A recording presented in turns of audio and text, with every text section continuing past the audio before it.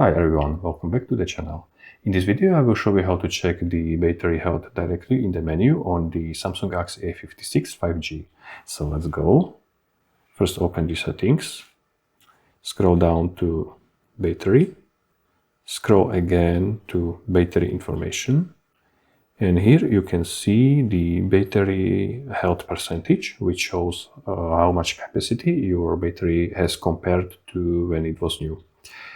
If the battery health is between 90 and 100%, the battery is in excellent condition and supports peak performance. Between 80 and 89% means normal aging and slightly reduced daily battery life. If the value drops below 80%, you will likely notice significantly shorter battery life and a battery replacement should be considered. That's all. Thank you for watching and follow for more smartphone tips and tutorials. Bye.